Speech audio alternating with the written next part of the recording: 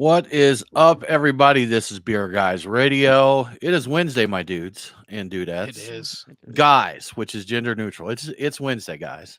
So There you go. folks, glad to be here. people. Y'all, we are going to go right into it. We're going to start the show. Do you have any questions, comments? Please do leave them in the chat. We would love to hear your thoughts on what we're up to here, any of the stories that we're doing in that. So, with that being said, let's do this.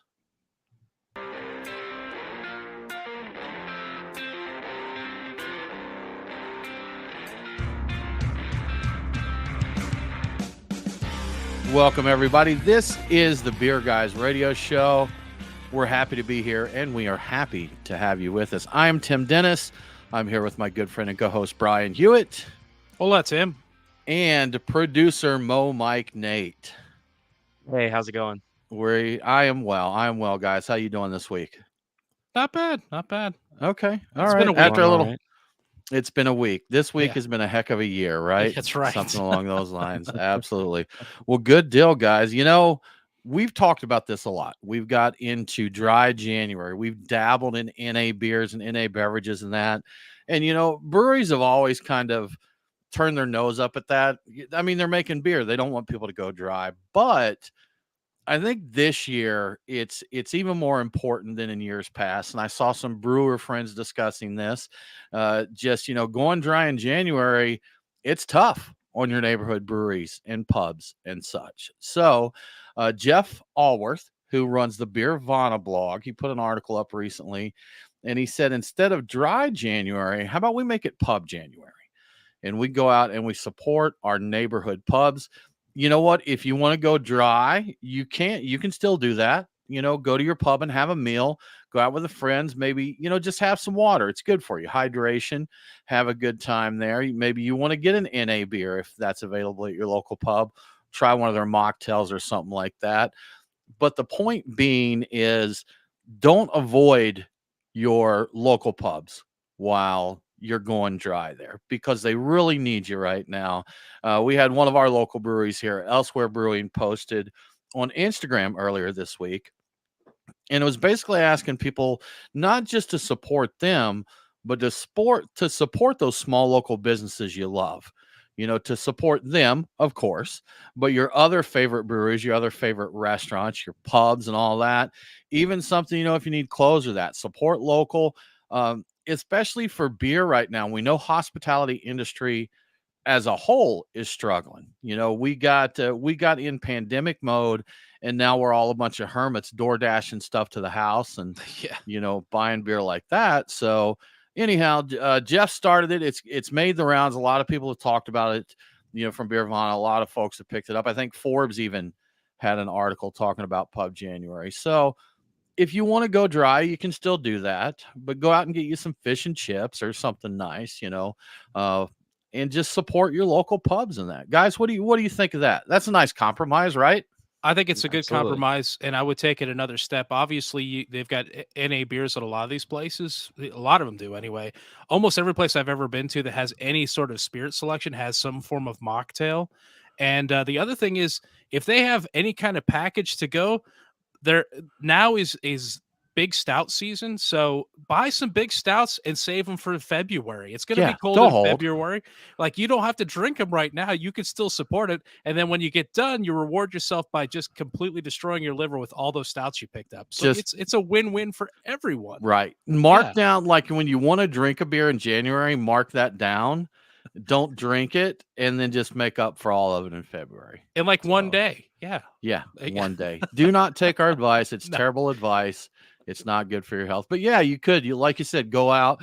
You're still supporting them. You don't have to drink it right away. A stout is definitely going to keep for Yeah, oh, yeah. 2-3 weeks or whatever. So yeah, good way to support them. And you know, Brian, related to your comment about NA beers, there's some recent, I don't think brand new, but recent developments in NA brewing that makes it a lot more feasible for smaller breweries to offer non-alcoholic beers. So in the past, a brewery would have to invest in a lot of specialty equipment to get a non-alcoholic beer, you know, to Yeah. remove the alcohol from it. Well, they have developed these yeasts that without diving too much into the science, one, because I don't want to muddy the waters, two, because I wouldn't know what the heck I was talking about and would probably mess it up, but that they ferment very low alcohol. And the way they do that, when you make beer, when you mash your grains, you soak them in warm to hot water, you get short chain and long chain sugars. If you get these long chain sugars, they're harder to break down and they give you mouthfeel in that. But if you ferment to where you have shorter sugars, then this yeast can eat those. It can't eat the big boys. So you've got to make some adjustments for it. But the short of it is a craft brewery can now do a non-alcohol or low alcohol beer by selecting a certain yeast and by adjusting their recipe to accommodate for that yeast's abilities. And I believe White Labs is one that offers, I think it's WLP 618, which is their no low alcohol yeast. And they had a recipe on their website for an NA IPA, and it came in at 0.34% ABV per the recipe, which non-alcohol, as most of us know, if we've been following it, is anything below 0.5% would be NA. So related to this, one of our local breweries that we've talked about a lot, Halfway Crooks, one of our favorite places, they have an NA beer coming out soon. So, places that you may not have seen NA beers at before because it just wasn't feasible, it will be more available for them to do that type of thing. I think this is going to be great. I'm looking forward to this year round. There are definitely times when I'm like, yeah, I don't need another beer right now, but I want another beer. And having the option of something that tastes like beer, that gives you the same enjoyment, flavor wise and texture wise, as beer would be ideal. And I want to say it was maybe Heineken that pioneered this whole yeast. I think they found a yeast in like Patagonia or something like that. I might be making this up. I remember going over a news story where they found a species of yeast that was able to ferment at low or no alcohol. And I want to say that they might be the guys that pioneered this process. But that's really cool that you can do that, because the reverse osmosis stuff and all the watering it down, none of it was quite beer. It all tastes just a little off, not quite it there. wasn't quite there. It was acceptable if you couldn't have beer, but it wasn't quite beer. And the newer stuff has been much closer. See, anytime we talk about NA beer, we get the troublemakers and the naysayers who say things in the chat like, I'm confused why we're talking about NA beer. Well, Billy, we're talking about it because it gives us another option there to enjoy a beverage there. So, and you know what? In all honesty, there's a lot of reasons. Even people who drink beer, the guys that own Athletic Brewing, they're not totally alcohol free, but it's another option for health. It's lower calorie. You can get hydrated after a race. These people that race, that run, can do that. I have had a friend who was pregnant and chose to go with some NA beer so she could have a beer and still avoid the alcohol there. So Billy, that is why we talk about these NA beers. So yeah, good stuff, man. Good stuff. So yeah, go out and support your pubs. Check out your local pub. Maybe they've got an NA for you now that you can check out. And I got to point out that a lot of our local brew pubs have food that's good enough that I would go even if I weren't drinking. Your Wrecking Bars and that's just the one that came Brick to mind. Store Pub, Wrecking Brick Bar. Store Pub, yeah. We have Argosy. Argosy, that is really good. We've got plenty of choices that you can go. Truck and Tap, our friends at Truck and Tap. You can go out and support them. They have great food trucks there, so you can go support Truck and Tap. And if you choose to, you can go NA there as well. Yeah. I believe they do have some NA cocktails there. I was looking just this week, and I believe I did see some options there. They definitely have mixers, so they can come up with something interesting. They can hook you up. They can hook you up. Absolutely. Well, Brian, this is something I know that you're following this news excitedly. Yeah. Because I know that you think /hope /will it to be that cask ales are going to become more popular. But it sounds like the news out there, we love talking about what certain generations do to society, the economy, and all of that. So apparently the latest Gen Z doesn't like carbonation is the latest news. Yeah. I think we'd heard about this a little bit before, and it seems really weird to me because everybody's how big seltzer was and has been, and Yeah. yeah, we've heard about Gen Z has an aversion to carbonation, and 750 Daily is a beverage company, and they're predicting that a large group of consumers will be entering their quote bubble free era in 2024. They are going with nothing but still beverages, and what this means for us, and I think they're all younger folks. What this means for us is we'll probably see a lot more flat flavored alcohol waters, which has got to be the most boring thing I've ever heard of, and more hard teas. Hang on, did I say boring? Because I think what we're going to wind up with is beverage companies making Borg in a can, and that gets exciting to me again. Now So you I haven't think borged in a while, I Brian. haven't borged in a while.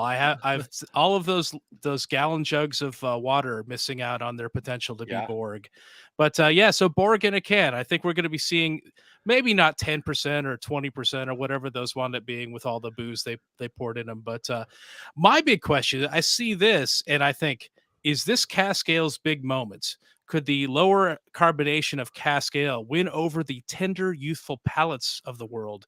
And what do you guys think? Is there any chances of this happening? Say yes. No. Yes.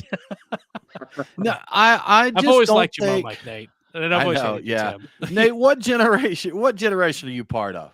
I'm a millennial. You're a millennial. Okay. So, I just don't think so, Brian. I don't think it's ever going to catch on. It's something that they've tried for decades and decades. And, I know you're a fan. I have enjoyed some. I wouldn't call myself a fan. But good timing to say that we will be at the Atlanta Cask Ale tasting, a great Cask Ale festival here in a couple weeks.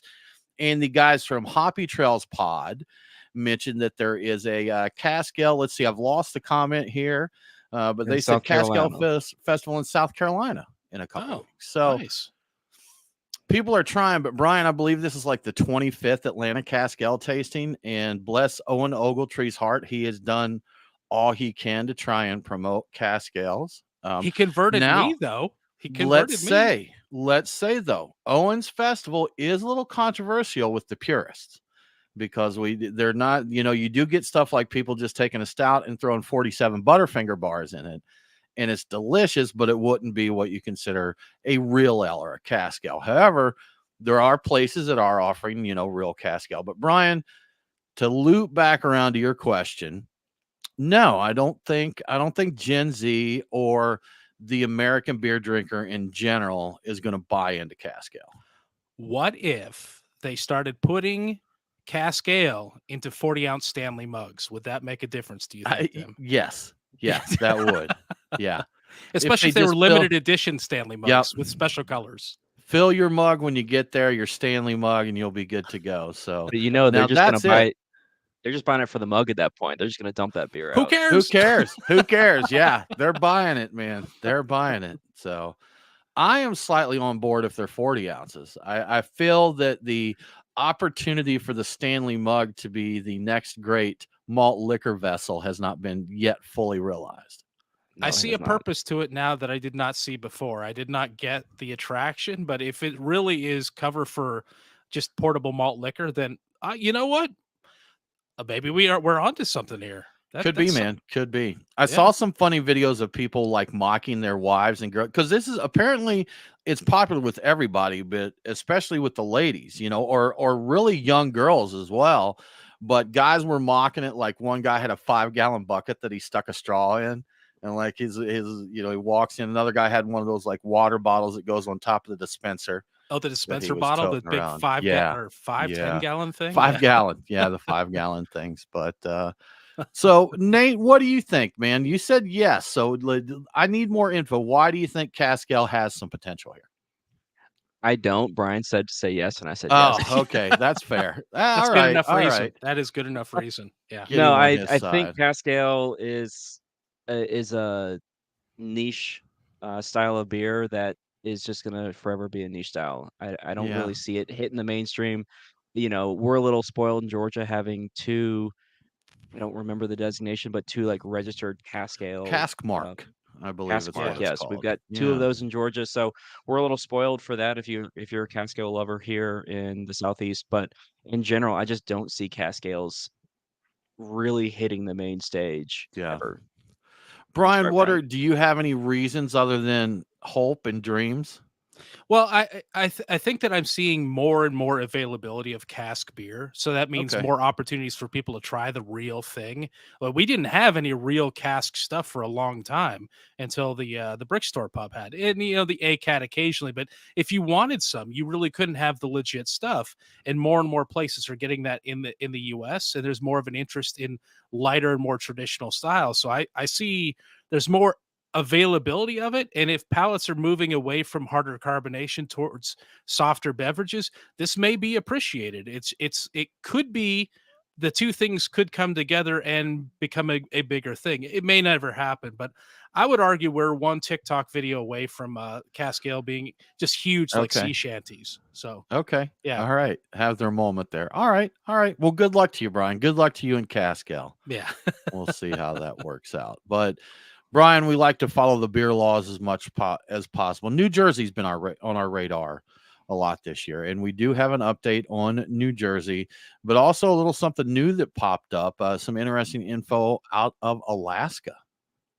That is correct. They have new regulations that are going into effect in Alaska. I think they were passed in 2022, so it took them a while to go into effect. But they bring the state into compliance with federal beer laws that date back to Prohibition. So they've been out of sync for a long time with the rest of the U.S. Until now, it was legal for a brewery to buy a tap system for a bar in return for exclusivity in that bar. Only their beers would be poured on tap. And that was it. I guess maybe cans in the fridge or something like that of somebody else's, but I've never heard of a place that in any other place in the US that does that. Retail and liquor stores could get prizes incentives that require them to put certain products in refrigerators and prominent shelves. I've heard about stuff where people wind up going to court and getting fined over that sort of thing, but I had no idea this was legal anywhere.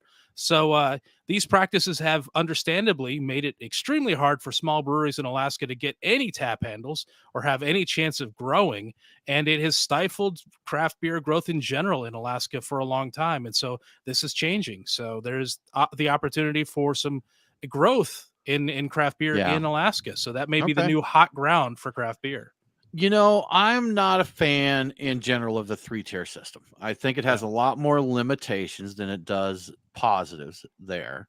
But this is something, these tied houses that just stifles competition. And like you said, Mhm. it does Yeah. eliminate these smaller breweries coming out and doing that. That's And, right. Yeah. it's just something that there's ways outside of being able to just buy direct taps that people game the system. There may be something. I heard a story one time of a bar that needed like a remodel. They needed to remodel their bar, and somehow they worked with a distributor that had a side company that wasn't the name of the distributor that somehow put like 15 grand into this account to cover the cost of this renovation in exchange for keeping primarily their beer on tap. I mean, you couldn't pull that here in Georgia with one brand, one brewery, because they'd know something was up. But giving them preferential treatment is a different story. There's ways to play the system, but just to straight up have, hey, I'm going to buy you this tap system and you're going to carry my beer. Mhm. They don't allow that. I didn't think anywhere, but I guess It, it Alaska is the wilds out there. It sounds like it was a formal legal agreement too. Okay. The way All it right. was, just because it wasn't illegal, I think that they could seriously get penalized or taken to court if they didn't live up to the end of the bargain. So, it wasn't under the table at all. It was just something that was completely legal Not until now. illegal means it's technically legal. Technically So legal, yes. so they can do that. Brian, big news out of New Jersey this week. So we talked all through last year, little bits and pieces as we heard them coming across, but there is a bill heading to the governor's desk that would do away with many of these restrictions. Now, this is as of the recording of this show, it was on the way to the governor. It may get signed between the time that we record this and the time that that you listen to it, but it's in the works one way or the other. It covers much of the same ground as it did before that they've talked about with the bill that was recently vetoed. It offers unlimited number of on-premise special events and private parties. Now, to clarify, playing the football game on a Sunday counted as an event in New Jersey. So, and they were limited on those before. A tap room can sell packaged snacks, so they still can't have a kitchen, but they can sell, some chips or peanuts or whatever. And they're able to coordinate with food trucks to offer food on site. As we know, again, from talking to John Hall and Augie Carton in the past, they couldn't even a food truck could be there, but they couldn't advertise it. They couldn't say, "Hey, we've got a food truck here." You just had to go out, and if you were hungry, either get something before you got there, or hope maybe a truck just happened to be, on site there. So, in addition, a big thing that we talked about, and the reason that we heard the governor vetoed it, is that he wanted to change the way that liquor licenses worked in the state. And the information that we found had a very brief comment on this. That may be intentional at this time. Maybe they don't want to get things shook up, because the way it worked in the past, when you had a liquor license, you didn't necessarily have to have a business open. You could pay to renew that license and just hold on to it, or sell it at a profit there. And it sounds like that there is some language in the bill to transfer inactive retail liquor licenses to new licensees. That's really all that we found out there. It does say they also may look at doing special licenses for eating and drinking establishments in shopping malls. So who knows about that? But the good thing is, hopefully this will get signed. It sounds like they worked in what the governor wanted. We can get this signed, and breweries can, sell you some peanuts and let you watch the game on Sunday or Saturday for you college football fans. So Yeah, I feel like they wouldn't put this through a second time unless they knew it was going to pass. I'm like, I Yeah. can understand it being shot down the one time, being surprised by it, but I would think, just politicians being the way they are, they're like, there's no way they're putting this through a second time and it not passing. So I think I don't remember the count here, Brian, but I think it was a unanimous vote on both sides, with it was two abstention, something like that. Yeah, but they weren't there. Everybody's behind this. So good luck, New Jersey. I hope that gets the signature that it needs.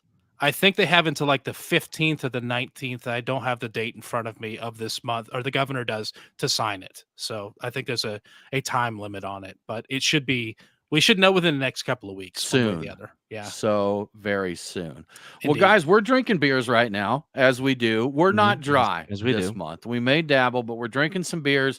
So our beers of the week, guys, I've got right now, I'm drinking from our friends at Three Taverns, Beeps. It's just your good old drinking beer, kind of reminiscent of your dad beers from the 70s is what they were going for. So really, it's a good one. It's a good drinking beer there. And then on my next up on the list, I have from Liability Brewing Company, Mortal Wombat IPA.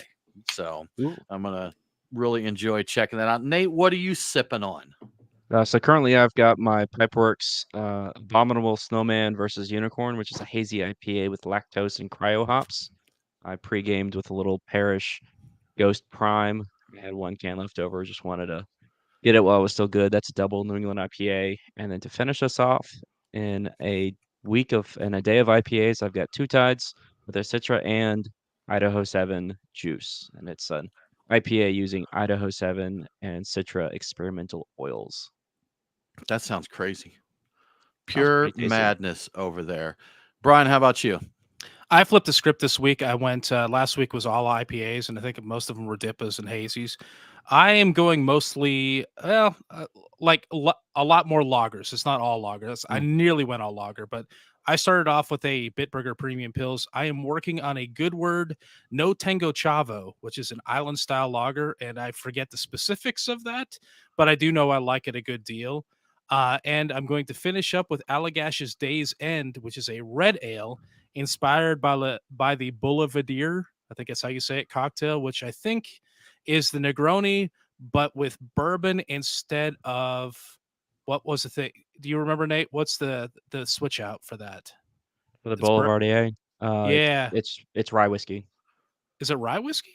Instead of, okay. It's rye whiskey in place of is it Campari or is it? No. I think it's bourbon, isn't it? It is. It's bourbon, Campari, and sweet vermouth. Okay. Instead bourbon of gin, or rye. Yeah, it's replacing the gin. Yeah. So I'm looking forward to that. That's what I'm doing today. All right, that sounds good. I almost had a No Tango Chavo myself today, but I didn't, Brian. So you have to carry that one on. Y'all, as we get into January, we're 10 days into the year already. As we record this, crazy talk, absolutely crazy talk. But we've talked about supporting those places that you love, man. And one of the places that we love is Terrapin Brewery Atlanta at Truist Park. I tell you what, to support Terrapin, now they've got a unique setup there. They're partnered with Fox Brothers, but because of these liquor laws that we keep talking about, these are technically two different businesses. So to support Terrapin, you're going to have to buy a beer. You're going to have to go out and get a beer. You can support Fox Brothers as well by getting some barbecue, but go out there, check out their tap list.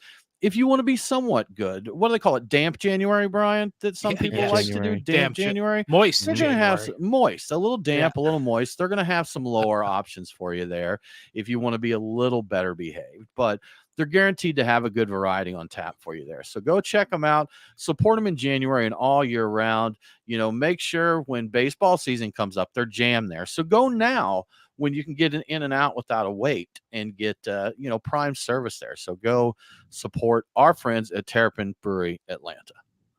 And I already talked a little bit of how you could work it out so you support Truck and Tap with their NA cocktails, but I'm going to focus on the stuff that I really like. That's stuff with booze in it, and I usually focus on beer and the food trucks when I talk about Truck and Tap. That's a tough one to get out.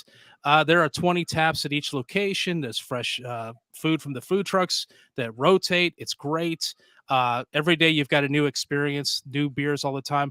But in addition to the good food and great beer, Truck and Tap has spirits and special events for those spirits. For example, Woodstock and Lawrenceville locations feature Taco Tuesday specials every week, which include margaritas, tequilas, and something called Mexican candy shots. And I saw that the other day on Tuesday, and I was in the middle of work, and I'm like, man, I would really, really go for that. But it's something you definitely got to check out on a Tuesday. Truck and Tap Alpharetta has also been doing Old Forester Whiskey Row bourbon flights, which is very relevant to my interests. And it seems like they're always showing off their bourbon selection on social media, and I'm jealous. And speaking of the Alpharetta location, did you know they have a rooftop overproof rum bar facility feature there? It isn't open at the moment due to the weather, but I have it on good authority that they are in the process of updating it to make it a year-round feature. If right now isn't the right time for Mai Tai, I don't know when is. So I'm looking forward to that being year-round Mai Tais. And of course, there are other events like live music and music bingo and trivia and karaoke. You can do all those things without actually drinking any alcohol at all. So there's your option right there. For the full scoop of what's going on at your local Truck and Tap, check out their website, truckandtap.com, and they have links to all their social media pages. So if you don't see it on the website, you can check out their specific social media site and see what events and what fun beverages they are pouring that week and that See day. what's up. Yeah. See what's happening. Yeah. You know what? Every Truck and Tap location has a Beer Guys Radio sign or reference somewhere in there. So if you go to Truck and Tap, you take a picture of the Beer Guys sign, post it to social media and tag us, we'll send you a swag pack. Yeah. We'll do that. We will do that. I think we got t-shirts. We've got t-shirts and stickers, I know. And I'll have to look and see what else we've got in the swag pack. We did at one time we had some sunglasses, some pins, we had some coasters. Maybe I don't know. There's really no telling what we have there. So yeah. But yeah. Go take a pic of the Beer Guy sign, tag Truck and Tap and us. We'll send you a swag pack. So easy peasy. Lemon squeezy. Yes. So Brian, mergers, acquisitions, breweries selling, breweries being bought. Always some news on that front. A big one this week. Octopi Brewing, contract brewer, which is also the owner of Octopi, also owned Untitled Art Brewing. Yep. But Octopi is being acquired, correct? That is correct. And as the guy that's the expert on mergers and acquisitions here at Beer Guys Radio, which wouldn't take very much, I will go into this. So the Japanese giant Asahi is buying Wisconsin-based contract brewer Octopi. And like Tim said, their main brand that you would know is Untitled Art, but they consider themselves a co-packer, and they brew a lot of beers and do a lot of consulting for a lot of different beverage brands. But anyway, so Asahi is buying them, and they're also investing a good amount of money to meet their technical requirements to produce their Asahi Super Dry. Apparently, the standards are very high for that, very particular, in that it's never been brewed in the U.S. because there's no facility that can do it. Right now, if you're drinking it in North America, you're getting it from Molson, Canada.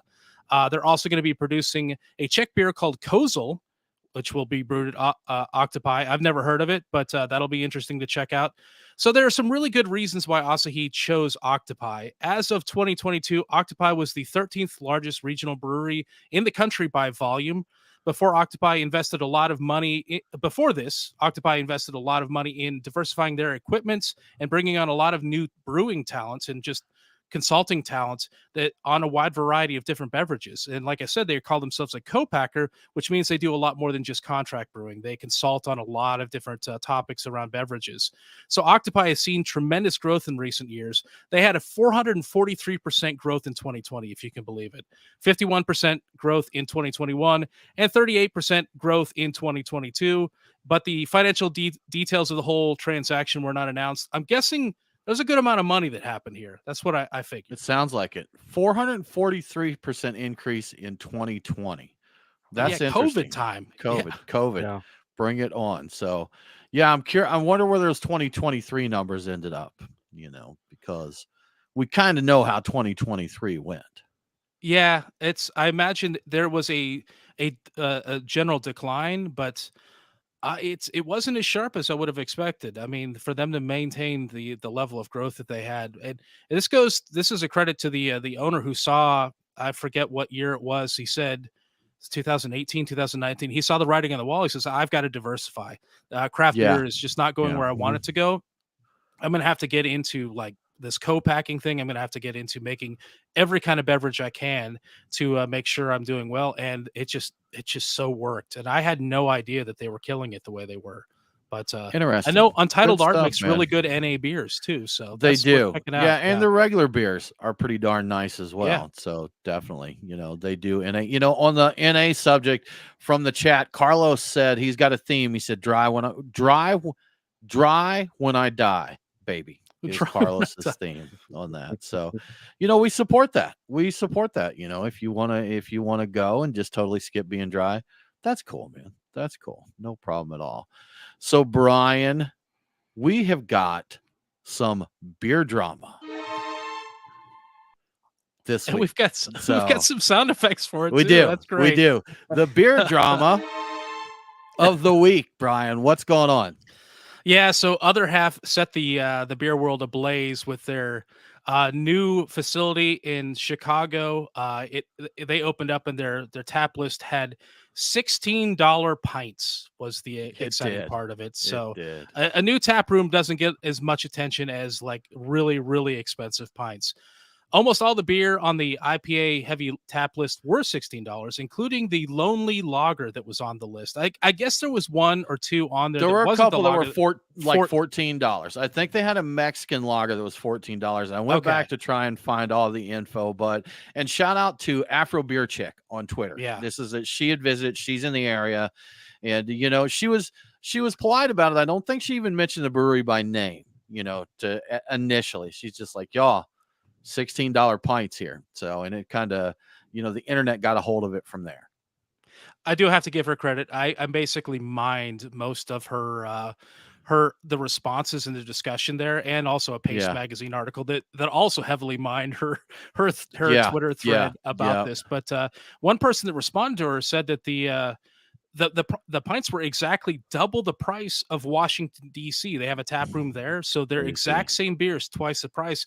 And D.C. is a phenomenally expensive place, I understand. So if any place was going to have really expensive beer, it would be D.C. And there were other amusing things about it. The price per ounce was lower for 12-ounce pours than it was for 16-ounce pours, which is crazy, as well as pints being more expensive of beer than cocktails made with overproof bourbon. And it's more expensive to have a beer there than it would be at the nearby guaranteed rate field where the White Sox play by like $1. So I don't know why we've come to accept. Someone else said in the chain that was going on about this with Other Half, they're like they're thinking that they're an airport or a ballpark. I'm like, why are we okay with that at an airport or a ballpark? Mm-hmm. Like we've just allowed it to happen. If we did the same thing if we quit buying beer and made an uproar about that, actually they wouldn't care if we made an uproar. They would care if you just didn't buy any. So. Yes, yeah. And I got to say, my initial reaction to seeing this before it was corrected, and to the other half's credit, I got to say they were quick to respond to the criticisms, and they made big adjustments to their beer prices. Afterwards, they made the adjustments, and the most expensive price on a pint of beer was like $9, which is still a dollar more than DC, but it's a little bit more reasonable. As to why it was originally priced the way it was, I didn't see an official explanation, but there was a quote about them getting lost in the sauce when they ramped up to open, and then they got it sorted out. So the speculation is because they're connected to a music venue, they chose to use the music event prices. So yeah, I think that's what it is. And somebody was Yeah. was So pointing out that maybe the pint price was the venue price, but the 12-ounce price being cheaper was actually what they thought the bar price was going to be who somehow. I knows, don't man? know how that I would have just worked. I don't see how you do pricing and print menus and put $16 on there and actually like, okay, yeah, run it. Run it. This is it. So, and again, like you mentioned, Brian, this was, I don't remember the name on the account, but they spoke as though they were representing other half. And he said, again, quote, we got lost in the sauce as we ramped to open, but we got it sorted. So, good, Yeah. Brian, good that they took care of that. And I'm going to believe that that was it, that it was just something they're like, oh my gosh, yeah, okay, let's fix this. But man, if you can go from $16 down to $9, what's the decrease there? Like, It's like what's that word? 50% almost, like 80% or 40. something? Yeah, it's just Oh, about 16, 8, 50. So any one carry the one something. But we're anyhow, doing if you math can knock live. that much off the price, it's not like you're a little out of line there. So that's one thing I think I don't want to hate on them for doing that, because they did correct it. They did see the post and heard what people were saying, and they fixed it quickly there. So, but still, man, what's going on for you to put $16 for a pint on a menu and actually, put that out there? Who was there nowhere along the chain that said, hey, y'all, this is $1 an ounce for Yeah, beer? exactly. So Hold up. It's the first time that I've seen prices go up a lot of times in my years of drinking. This is the first time I saw the price go up on a beer, and I seriously thought maybe I can't afford to drink beer anymore. Like I'm that's done. how bad it is. I'm I'm like, going to take up vintage wines as it's more yes, affordable. it's like So, you could if gosh, you could go out and still get 10 10 12 $15 bottles of wine, and like compared to here's the thing, I don't like wine nearly as much, so it would no. take some adjustment, but What's the $2 chuck of beer? mm, uh Do we have one? Nate, like any a thoughts on that? hams. I mean, my first Hams thought is was a like a 2 buck. domestic lager. Yeah, Jenny Yeah, Cream, Jenny get Cream a Jenny probably. two cream, yeah. buck chuck Jenny Red there. Eye. All right, good stuff. Good stuff. Well, Brian, related to this story and talk about beer pricing and all that, we got the price of beer at some NFL stadiums here. And, as a rule of thumb, if you go out to a concert, a ball game, if you're on a flight, it's kind of a captive audience. It's not like if you're at the airport, you can go a bunch of other places. And if you're at the airport, you got to have what's there. If you're at a concert, you're going to get a drink at the concert. It's not like you can pop over somewhere else if you want to see the concert. So a lot of times venues take advantage of that, but not all of them, Brian. So what's the scoop? Tell us a little bit on our NFL stadium pricing. So what would you guess is the average price of a pint at an NFL stadium in as of 2023? That's what A we have the data pint. And for. I Yeah. have the notes here, but I'll be honest, Brian, I haven't looked yet. So this is going to be an Okay. honest guess on this. $12. I was gonna say, if I were just guessing, I would have Yeah. guessed about 12, 11, $12, Yeah. because I could swear I have gotten a beer at the old Brave Stadium for about 11 or $12, and I think it was a pint or maybe a little bit Yeah. larger. I don't. So the average price across all of the stadiums, and they do vary a good amount. Did you have a guess, Nate, or did you already look at it? I mean, my guess for the average price is going to be $10. About 10. Okay. Okay. Yeah. All All right. right. All right. Well, you're pretty close. So the average price across all of them is $9.76. The most But Nate, expensive. you are Oh, over, so you don't win the showcase. that's right. You do So not. darn. Yes, you've gone over. The most expensive beer in the NFL, the Philadelphia Eagles fans pay 96 cents per ounce for their beer. And if they were getting them in pints, that would be $15.36 All a right. pint, Yeah. nearly the price of other half when they first opened up. So in Chicago, for a day. The second place is a tie for the most expensive, both in Los Angeles. The Rams and the Chargers, 92 cents an ounce or 14.72 a pint. So the cheapest beer in the NFL, what would you guess is the cheapest beer? Have you guys looked already? No, but I've heard that Mercedes-Benz Stadium here in Atlanta is pretty user-friendly for food and beer. I haven't been to a game there, haven't seen the Falcons play, but I've heard that they are one that's, and you know what? I'm going to say Kansas City would be another guess. I figure Kansas City's probably good to their people there. So Okay. Well, you're right on one of them. So there is a 5-way tie for the cheapest per ounce price of a beer. $6.72 a pint for the New York Jets, the New York Giants, the Detroit Lions, Miami Dolphins, and the Atlanta Falcons. Okay. So we got a lot All of people charging a very reasonable price for a sporting event beer. I always thought that part of the reason they were jacked up is partly the captive audience, but also partly because to try to keep people from drinking too many of them. I'm thinking if they were regularly they priced so beers, you would don't have care people. about that. Do they not? I'm It's not. guessing they don't care about that at all. Chuck, yeah. I bet that's not on their radar. They're there to make money, man. They got That's to a good pay point. those $1 Yeah. million contracts to those boys on the field. So So there has to be a sliding equation of like how much can we pay to make money, and when will we start losing Yeah. money if we go above a certain point. And you know what? Yeah, I could see maybe the folks in Atlanta's like, nah, that's too expensive. I'm gonna well, bootleg you some know, stuff in. before Mercedes-Benz Stadium opened up, I think Arthur Blank actually made comments that he was going to make this affordable for the fans to come out, that he wanted, Mhm. fans to come out, and, that you don't have to take out a second mortgage to take the family to a ball game, So, I mean, you probably still do, because even with that, it's still not a cheap outing, but, more affordable. I mean, 672, we're paying more than that in some pubs. You're still paying more than that if you go to other half in New York City. Now, granted, you're getting an other half beer instead of a Miller Lite. That's true. So, Yeah. little different case there, but And these are the cheapest pours. Like this is based on the cheapest pour. So they will have the cheap, whether it's Miller Lite or Bud Light or right. Coors or whatever. They are good. A lot of these venues are going to have something crafty, something from the local area. I've seen at some venues where they'll have tall boy cans, which is always fun to see. But man, Yeah. those are pricey. Those are frequently like $15 cans or 14. I Man. seem to remember those being really, really like, if I weren't listening to a band right now or watching whatever I'm watching, there's no way I'd pay this, but because I'm doing this and I'm an idiot, I'm going to pay this amount for this beer, You know what I think could go well? What about a dad beer corner, a dad beer kiosk at that? You've got hams.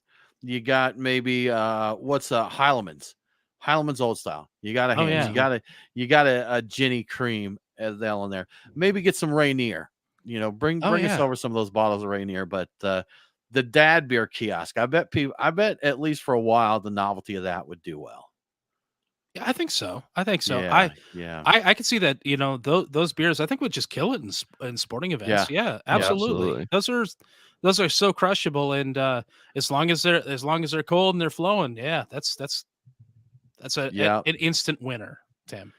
So this is you know what, Billy, another comment in the chat here. He said he paid $20 for a tall boy who went to the 311 concert.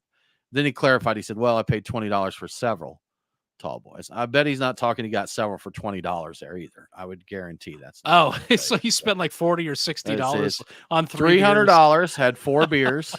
So that's it. I think people figure this in as part of the experience. So like this experience is going to cost this much. And I'm going to have this amount of alcohol to go with it, and the whole package deal. I think this is how people rationalize it, because I could see a premium on event beers, like a 30% increase, or maybe in a 50, but like these are over 100% increases on what these beers would be. I'm like, I don't. Oh, sure.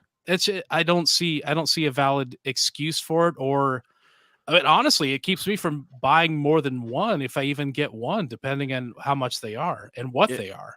It falls into the because they can thing there. You know, Yeah, absolutely. I bet there's a lot of calculation that goes into how much can we charge for tickets? How much can we charge for food? How much can we charge for beer? That's still going to pack the stadium, and people are still going to buy this stuff. You want people that don't just show up, but come out and spend money on things there. So you definitely have to balance all that out, man. Or Arthur Blank with his is probably pack them in, man. Let's make it affordable, because to your note, Brian, if the beers are cheaper, people can buy more. They feel better about buying another one. Sure. If you're going up and you're dropping that $9.76, $12, $15.36 or whatever, you may say, I don't know if I need another one there. So of course there'll be people that just doesn't stop them. They just run through it. They'll be like Billy at a 311 concert, Brian. That's right. So $20 beers all around. I'm buying. Yeah. So, but interesting stuff, man. Interesting stuff. We do have a few other comments here. Going back, it looks like I think we got a vote for Hams here in the chat. I definitely think Hams may get the love there, but interesting stuff. Maybe we could do man. the thing where you put the hot sauce all over top of the hams. Then I might pay $20 for it. Was there more to it than that? I feel like there was, but I don't. What was it? Might have been called? like paprika on it or something like that. I forget. Probably tahine, maybe, or something like that. Yeah, it was a bar that had been in Chicago for a long time, and it closed down a year or two ago. And I can't remember the exact specifics of it, but yeah, when you got the can of Hams, it was doused on the top of it was just layered thick with hot sauce. So it basically, if it didn't get all over the place, it didn't belong in your face, was their concept, like the burger. So they sold more Hams in that one location than any other place in the state. I remember that specific. So Hams must be hurting when they closed. I think that that we dove into that. We found that during my Midwest Michelada phase there. So when I was drinking the Bloody Marys and the Micheladas and that was something that we found there. The red beer, we found red beer, and then that Hams from up there. I don't even remember what all it was, but it looked disgusting. Oh yeah. But it was also something I'm like, okay, I want to try that. It looks messy, but entertaining. Go ahead. What I don't support, Brian, is those Bloody Marys that have like a cheeseburger and then a chicken wing on top of them. That's just insanity. That's just unnecessary, is what it is. It depends on how hungry I am, because maybe I want a Bloody Mary, but I kind of secretly also want a cheeseburger. But if they're putting a burger, either your Bloody Mary is going to be too warm or your burger is going to be cold and soggy. That's my thinking. Put my burger on a plate. Let's be reasonable about all this and give me my Bloody Mary. What if they pour the Bloody Mary like around and an arc around the burger and give you a straw to, or maybe like a dipping container for the Bloody Mary? Do it like a crawfish boil, like just put a plastic tarp down and just dump it all on the table.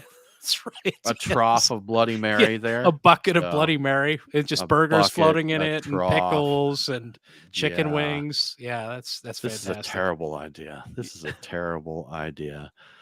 Well, guys, I think that's all we got for this week. Yeah. Good times.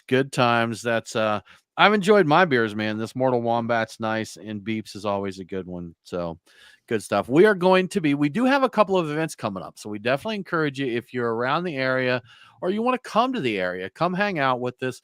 We will be at the Atlanta Cascale tasting at Bold Monk Brewing on the 20th. So you can come hang out with us there. We'll be doing a show. Then details confirmed by next week, but on the 27th of January, we are going to be doing a show with our friends at Truck and Tap over in Duluth.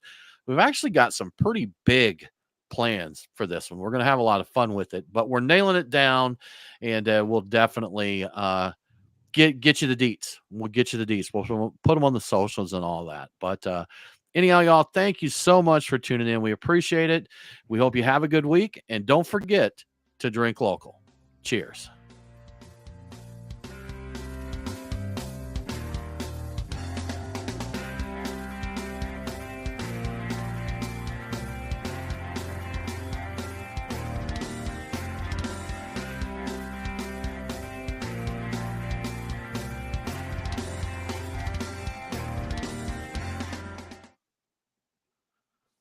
Doot.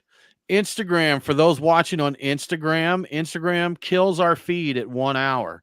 So if you're hanging out there, we welcome you to stay and hang out with us for as long as you can. But the feed will drop after it concerns it. I'm not sure where it pulls its time from because we timed it last week and it just kind of did what it wanted to. Yes. But we think we've got about 8 minutes left. Before Good that Word gets No done. Tango Chavo before you guys drop off is Yeah. delicious. And if you can get over Good to Good stuff. Word, get over there and get some of this. This is really Yeah. good. I love They this. do good stuff. Yeah. They do good stuff. Brian, are you going to try and get down to Halfway Crooks and get some of their non-alcoholic beer?